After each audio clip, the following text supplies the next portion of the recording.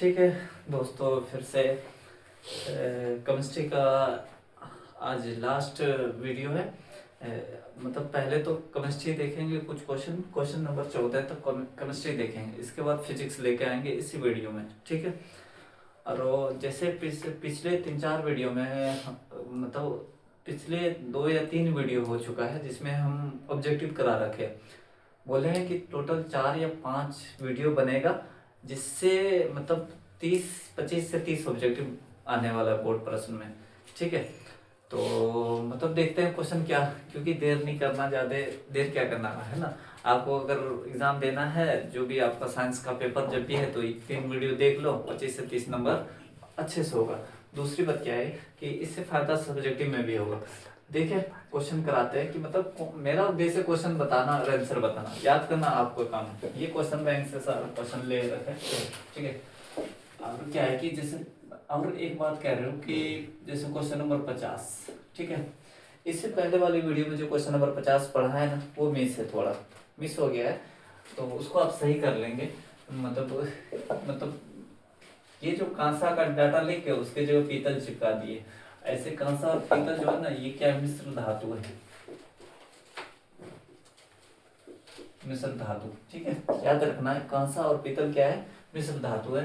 तो पीतल जो बनाया जाता है Cu कितना 80, अजैडन कितना 20%। Cu कितना परसेंट 80% हो, अजैडन 20%। कांसा जो बनाया जाता है Cu कितना 90%, Sn कितना 10%। ठीक है, याद रखने की पॉइंट। मीथेन का सूत्र क्या होता है CH4, मतलब संतुलित हाइड्रोकार्बन ये सारा है। ठीक है, इथेन का सूत्र C2H5, प्रोपेन का सूत्र C3H8, ब्यूटेन का सूत्र C4H10, पेंटेन का सूत्र C5H12। ये चारों जो है ना, ये 4-5, 1 2 3 4 5, ये पांचों 2019 में हमको 5 नंबर में पूछा था। ये पांचों क्वेश्चन सिर्फ 5 नंबर का क्वेश्चन पूछा था। ये पांचों का नाम दे दिया, बोला इसका संरचना सूत्र बताना। तो CH4 C2H6 C3H8 C4H10 C5H12 ये होता है। ठीक है, आधुनिक आवर्त सारणी में उद्गर स्तंभों को कहा जाता है, वो वर्ग कहा जाता है ना, वर्ग कहा जाता है। वर्ग की संख्या कितनी होती है 18 होती है। आवर्त की संख्या कितनी होती है 7। क्वेश्चन नंबर 9 है, आधुनिक आवर्त सारणी में बाएं से दाएं जाने पर परमाणु साइज क्या होता है, घटता है। आधुनिक आवर्त सारणी में जो है ना, बाएं से जब दाएं जाएंगे ना, तो मतलब क्या है कि उसका परमाणु का जो साइज है ना वो घटेगा। ठीक है, अब देखिए कि क्वेश्चन नंबर 10 है, किसी कोष में इलेक्ट्रॉनों की अधिकतम संख्या का जो फॉर्मूला है ना, वो क्या है 2n²। ये भी 2019 में फर्स्ट सेटिंग में हमको पूछा था। ठीक है, ये क्वेश्चन 11 नंबर में क्या है, अष्टक नियम जो है ना, न्यूलैंड्स शायद 1860 के तकरीबन दिया गया है। अष्टक नियम दिया था किसने, न्यूलैंड्स ने। मेंडलीव के आवर्त सारणी में तत्वों का वर्गीकरण का आधार क्या है, तत्वों का परमाणु द्रव्यमान, ये आधार है मेंडलीव के आवर्त सारणी में। आगे क्या है, क्वेश्चन नंबर 13 में मेंडलीव के आवर्त सारणी में तत्वों का साइज परमाणु के द्रव्यमान को बढ़ते क्रम में। ठीक है, क्या है, मेंडलीव के आवर्त सारणी में तत्वों का साइज जो है ना, तत्वों को सजाया क्या है, परमाणु द्रव्यमान को बढ़ते क्रम में। ठीक है, ये सजाया पाया है। ठीक है, आधुनिक आवर्त सारणी में किसी वर्ग के ऊपर और नीचे आने पर तत्वों की जो धातुई गुण होता है ना, वो क्या होता है, बढ़ता है। आधुनिक आवर्त सारणी में क्या है, आवर्त सारणी में किसी वर्ग में ऊपर से नीचे आने पर तत्वों का धातुई गुण क्या होता है, बढ़ता है। ये क्वेश्चन नंबर कितना हो गया था, 14 नंबर क्वेश्चन हुआ था। एक मतलब और भी 1-2 क्वेश्चन है जो इम्पोर्टेंट है, हो सकता है तो लास्ट में ले लेंगे एक क्वेश्चन। पहले तो इससे अब क्या शुरू कर दे, फिजिक्स। ठीक है, फिजिक्स सोल्व करते हैं यहाँ से आगे। ठीक है, तो स्क्रीन ले ले आप सभी।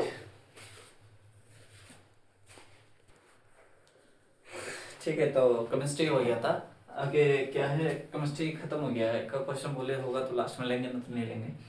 अब क्या है कि फिजिक्स ले रहा हूँ। ठीक है, फिजिक्स का जितना भी इम्पोर्टेंट क्वेश्चन बनेगा 2026 के बोर्ड एग्जाम के लिए, वो सारे प्रश्न लेके आ रहा हूँ। ठीक है, बस आप इतना करके जाए, बहुत अच्छा रिजल्ट होगा आपका, ऑब्जेक्टिव अच्छा जाएगा।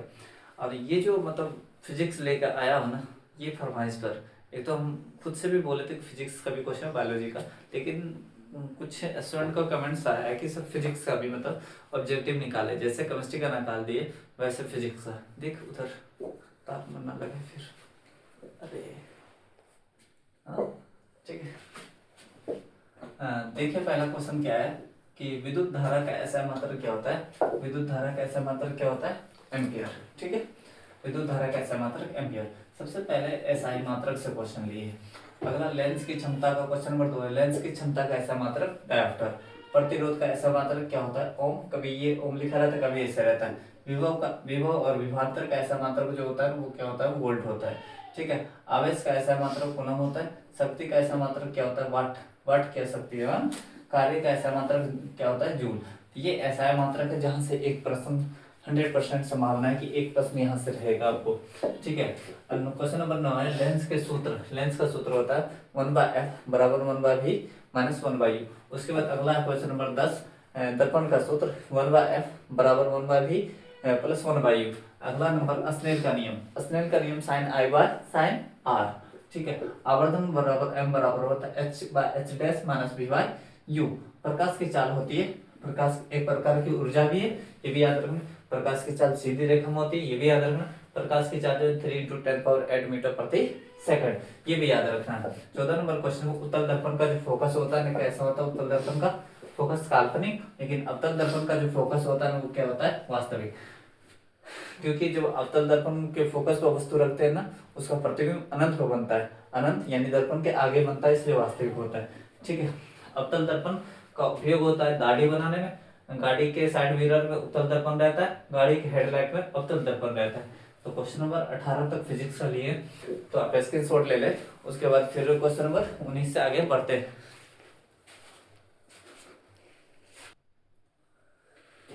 क्वेश्चन नंबर 19 है, जब वस्तु फोकस पर हो, जब वस्तु एफ यानी फोकस पर हो तो उसका प्रतिबिंब कहाँ बनेगा, तो उसका प्रतिबिंब बनेगा अनंत पर।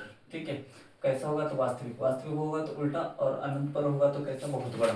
यानी कि इस टाइप का जो क्वेश्चन है सारा पढ़ लेना है। जब वस्तु फोकस पे हो उसका प्रतिबिंब अनंत पर बनता है, और जब वस्तु अनंत हो तो उसका फोकस, उसका प्रतिबिंब फोकस पे बनता है और बहुत छोटा बनता है, वास्तविक बनता है। और जब वस्तु ध्रुव और फोकस के बीच हो तो उसका प्रतिबिंब दर्पण के पीछे बनता है, काल्पनिक बनता है, और काल्पनिक बनता है तो सीधा बनता है, सीधा बनता है तो वस्तु से बड़ा बनता है। तो इस टाइप का सारा क्वेश्चन पढ़ना है, मैं एक बताया हूँ, सारा पढ़ना है लेकिन। ठीक है, कौन सा पदार्थ लेंस बनाने के लिए प्रयुक्त नहीं है, तो वो मिट्टी है। ठीक है, अवतल दर्पण की फोकस दूरी क्या होती है, ऋणात्मक होती है। उत्तल दर्पण की फोकस दूरी क्या होती है, धनात्मक होती है। ठीक है, ये क्वेश्चन को ध्यान में रखना है। जब प्रकाश किरण विरल माध्यम से सघन में आता है ना, विरल से सघन में, तो तीर का निशान देखना, विरल से सघन में जा रहा है तो अभिलंब की ओर मुड़ेगा, और सघन से विरल में आ रहा है तो अभिलंब से दूर हटेगा। निर्वात, ठीक है, निर्वात का अपवर्तनांक होता है कितना, 1। निर्वात का अपवर्तनांक 1 होता है। हवा का अपवर्तनांक 1.003। ठीक है, आप देखिए अगला, पानी का अपवर्तनांक होता है 1.33। हीरा का अपवर्तनांक जो सबसे ज्यादा अपवर्तनांक होता है 2.42। इसका क्रांतिक कोण होता है 24.44। ठीक है, 24.4, कहीं पर 24.42 लिखा रहता है, कहीं पर 24.44 रहता है, वो क्रांतिक कोण रहता है। सबसे ज्यादा अपवर्तनांक हीरा का होता है। ठीक है, 2.42। प्रकाश के अपवर्तन के जो घटना होती है ना, वो सारा याद रखना है। ठीक है, प्रकाश के अपवर्तन मतलब तारा जो वायुमंडल में तारा टिमटिमाना प्रकाश के अपवर्तन के कारण। बाल्टी में रखा सिक्का हल्का ऊपर दिखाई देना, तारा वायुमंडल प्रकाश के अपवर्तन के कारण। बाल्टी में रखी करछी टेढ़ी दिखाई देना, प्रकाश के अपवर्तन के। सूर्योदय और सूर्यास्त के समय सूर्य 2 मिनट पहले दिखाई देना, 2 मिनट पहले दिखाई देना, तो वो प्रकाश के अपवर्तन। तालाब में मछली हल्का ऊपर दिखाई देना, वो भी प्रकाश के अपवर्तन के कारण। प्रिज्म कितने सतहों से घिरा रहता है, क्वेश्चन नंबर 29 है। प्रिज्म 5 सतहों से घिरा रहता है। उत्तल लेंस को अभिसारी लेंस कहते हैं, अवतल लेंस को अपसारी लेंस कहते हैं। क्वेश्चन नंबर कहाँ तक हो गया, 30 तक, स्क्रीनशॉट ले ले। क्वेश्चन नंबर 31 है, प्रकाश के परावर्तन के कितने नियम हैं। प्रकाश के परावर्तन के 2 नियम हैं। ठीक है। और अगला क्वेश्चन की लेंस की क्षमता बराबर क्या होता है, P बराबर 1/f। ठीक है। क्वेश्चन नंबर 33 है, वास्तविक प्रतिबिंब को पर्दे प्राप्त कर सकते हैं? हाँ कर सकते हैं। वास्तविक प्रतिबिंब दर्पण के आगे बनता है, वास्तविक प्रतिबिंब वस्तु की अपेक्षा उल्टा होता है। क्वेश्चन नंबर 34 है, काल्पनिक प्रतिबिंब। काल्पनिक प्रतिबिंब को पर्दे प्राप्त कर सकते नहीं। काल्पनिक प्रतिबिंब दर्पण के पीछे होता है। काल्पनिक प्रतिबिंब वस्तु की अपेक्षा कैसा होता है, सीधा होता है। ठीक है। अवतल दर्पण, अवतल दर्पण, अवतल लेंस को सिर्फ काल्पनिक, अवतल लेंस में सिर्फ कैसा प्रतिबिंब, काल्पनिक, सिर्फ और सिर्फ काल्पनिक प्रतिबिंब बनता है, ये भी याद रखना है। उत्तल लेंस में काल्पनिक भी बनता है, वास्तविक भी बनता है, ये दोनों बनता है। अवतल लेंस में सिर्फ और सिर्फ प्रतिबिंब कैसा, काल्पनिक, और उत्तल लेंस में कैसा, वास्तविक और काल्पनिक दोनों। ठीक है। एक एंगस्ट्रम का मान होता है 10⁻⁻10 मीटर। वास्तविक प्रतिबिंब, वास्तविक वस्तु का आभासी प्रतिबिंब बनता है, क्या है, वास्तविक वस्तु का आभासी प्रतिबिंब, मतलब वस्तु है उसका आभासी प्रतिबिंब बनता है। तो दर्पण कैसा, समतल। ठीक है। क्वेश्चन नंबर 38 है, प्रकाश से परावर्तन के नियम है। आपतन कोण और परावर्तन कोण क्या होता है, बराबर होता है। ठीक है। प्रकाश तरंग है, प्रकाश कैसी तरंग है, विद्युत चुंबकीय तरंग है। ये बहुत इंपॉर्टेंट क्वेश्चन है। एक उत्तल लेंस की फोकस दूरी, ये भी बहुत इंपॉर्टेंट है। एक उत्तल लेंस की फोकस दूरी देखिए, प्लस छुपा हुआ था ऐसे दे भी दी, +20 है। तो एक उत्तल लेंस की फोकस दूरी प्लस में है ना। ठीक है। तो इसकी क्षमता होगी प्लस डायोप्टर। लेंस कैसा, उत्तल, तो उत्तल लेंस की जो फोकस दूरी होती है ना वो धनात्मक होती है। ठीक है। तो आंसर प्लस में, तो प्लस में आंसर है। अगर यहाँ अवतल रहती तो माइनस में आंसर रहता। आवर्धन का ऐसा मात्रक होता है, तो आवर्धन का ऐसा मात्रक विहीन होता है। प्रकाश की चाल विभिन्न माध्यम में भिन्न भिन्न होता है। ठीक है। वायु में प्रकाश की चाल निर्वात की प्रकाश की चाल की अपेक्षा कम होती। क्या है, समतल दर्पण की फोकस दूरी, समतल दर्पण की फोकस जो होती है दूरी अनंत होती। प्रकाश की किरण की मोड़ने की क्षमता को लेंस की समंजन क्षमता कहते हैं। तो क्वेश्चन नंबर 45 हो गया है फिजिक्स से। ठीक है। तो आगे फिर आगे ले रहे हैं आप लोग, एक बार स्क्रीनशॉट ले रहे हैं। सारे क्वेश्चन को नोट कर लेनी। ठीक है। नोट करके तैयारी याद करके फिर जाना है, अच्छे से याद रहना चाहिए। ठीक है। तो फिर बाद में पछतावा का कोई फायदा नहीं है ना। मतलब तैयारी कर लेना फिर जाना एग्जाम देने, क्योंकि ऐसा नहीं हो कि बाद में पछतावा हो कि क्वेश्चन आया बना नहीं। इसलिए दिल से कह रहा हूँ कि मतलब तैयारी करके जाना, याद लिख लेना, लिख के याद करना। और क्या वही बात है, बार बार बोलने से कोई फायदा नहीं है। ठीक है। कितना कम समय में कुछ ज़्यादा क्वेश्चन ले चुके, 66 क्वेश्चन ले चुके, और थोड़ा मतलब थके हुए हैं, इसलिए पूरा नहीं कर सकते एक दिन में फिजिक्स। तो देखते हैं, अगर होगा तो आगे लेंगे, नहीं तो फिर अगला नेक्स्ट वीडियो में पूरा फिजिक्स को कवर कर।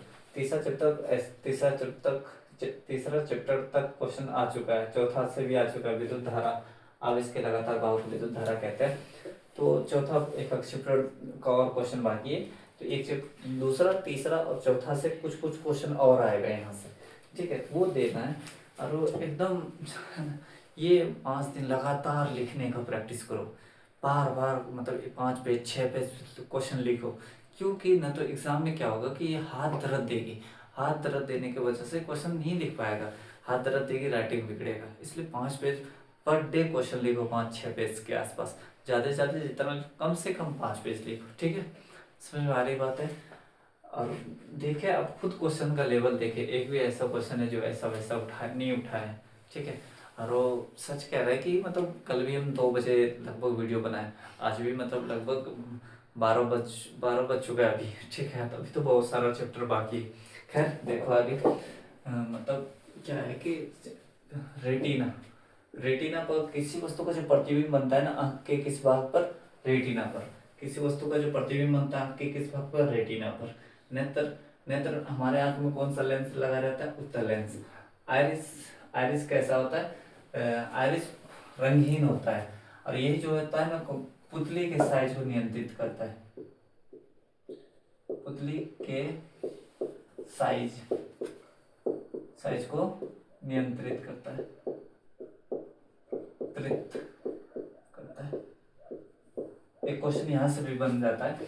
आयरिस या परितारिका कैसी होती है? रंगीन। पुतली के साइज को नियंत्रित कौन करता है? आयरिस या परितारिका। आयरिस या परितारिका जो होती है आंख के अंदर होने वाले आंतरिक परावर्तन को रोकता है। कोराइट कैसी चमड़ी की बनी रहती? काली और अपारदर्शी रहता है। श्वेत पटल जो आंख का सबसे बाहरी भाग होता है वो सफेद चमड़ी का बना होता है, अपारदर्शी रहता है। कॉर्निया जो है ना, नेत्र द्वार भी कहते हैं, नेत्रदान, मतलब नेत्र द्वार जहाँ प्रकाश की किरणें आंख में जो प्रवेश करती है ना वो कॉर्निया से। और नेत्रदान किसी का आंख बहुत प्यारा रहता है तो अपना मतलब दान करता है, तो इसलिए इसको दान भी कहते हैं। कॉर्निया और नेत्र लेंस के बीच जो द्रव रहता है ना उसको कहते हैं नेत्रोध। अवतल लेंस का जो उपयोग होता है निकट दृष्टि दोष में, उत्तल लेंस का उपयोग होता है दूर दृष्टि दोष में, जरा दृष्टि दोष का उपयोग होता है जरा दृष्टि दोष में, बाइफोकल लेंस का उपयोग होता है। ठीक है। एक स्वस्थ आंख होता है मनुष्य का, एक स्वस्थ आंख जो मनुष्य का रहता है वो अनंत दूरी जो देखता है ना वो कहाँ तक, मतलब दूरी जो देख सकता है स्वस्थ आंख अनंत तक। ठीक है। स्पष्ट देखने की न्यूनतम दूरी कितना है? स्पष्ट देखने की न्यूनतम दूरी 25 सेंटीमीटर। 25 सेंटीमीटर। 59 नंबर प्रश्न, श्वेत प्रकाश जो है ना उसमें कितने रंगों का मिश्रण है? 7 रंगों का मिश्रण है। ये तो 4 ही होगी, 7 रंगों का मिश्रण। ठीक है। और स्पेक्ट्रम में किस रंग का झुकाव, स्पेक्ट्रम में किस रंग का झुकाव, स्पेक्ट्रम में किस रंग का विचलन अधिक होता है? पीला ना है, पीला ना, बैगनी है। ठीक है। स्पेक्ट्रम में किस रंग का झुकाव मतलब अधिक है? तो बैगनी, पीला का नहीं है। हाँ समझ आ रही ना, बैगनी का। स्पेक्ट्रम में किस रंग का विचलन कम होता है? तो स्पेक्ट्रम किस रंग का विचलन अधिक होता है? बैगनी का। स्पेक्ट्रम में किस रंग का विचलन कम होता है? तो लाल का। किस रंग का तरंगदैर्घ्य अधिक होता है? लाल का। किस रंग का तरंगदैर्घ्य कम होता है? बैगनी का। क्या है? ओम के नियम में, ठीक है, ओम के नियम में ताप जो होता है ना अचर होता है। ये क्वेश्चन बिहार ऐसा दरोगा में, मतलब दरोगा में पूछा हुआ। ओम के नियम में मतलब अचर कौन रहता है? तो ताप को अचर रखा जाता है। ठीक है। आवेश के बहाव को क्या कहते हैं? विद्युत धारा कहते हैं। आवेश का ऐसा मात्रक क्या होता है? कूलम होता है। आवेश जो होता है ना, चार्ज 2 प्रकार का होता है, धन आवेश और ऋण आवेश। जो इलेक्ट्रॉन को त्याग करता है वो धन आवेश होता है, जो इलेक्ट्रॉन को ग्रहण करता है वो ऋण आवेश होता है। तो आवेश के लगातार बहाव जो होता है, लगातार बहाव को विद्युत धारा कहते हैं। ठीक है। तो वही बात लिखिए, आवेश के लगातार बहाव को विद्युत धारा कहते हैं। चालक तार जो होता है AgCu Fe, ठीक है। चालक तार में जो दौड़ता है इलेक्ट्रॉन दौड़ता है। ठीक है। और इलेक्ट्रॉन का विरोध जो करता है वो प्रतिरोध होता है। ठीक है। तो इलेक्ट्रॉन चालक तार में क्या दौड़ता है? इलेक्ट्रॉन दौड़ता है, इलेक्ट्रॉन का विरोध जो करता है वो प्रतिरोध होता है। ठीक है। तो आवेश के लगातार बहाव को क्या कहते हैं? विद्युत धारा कहते हैं।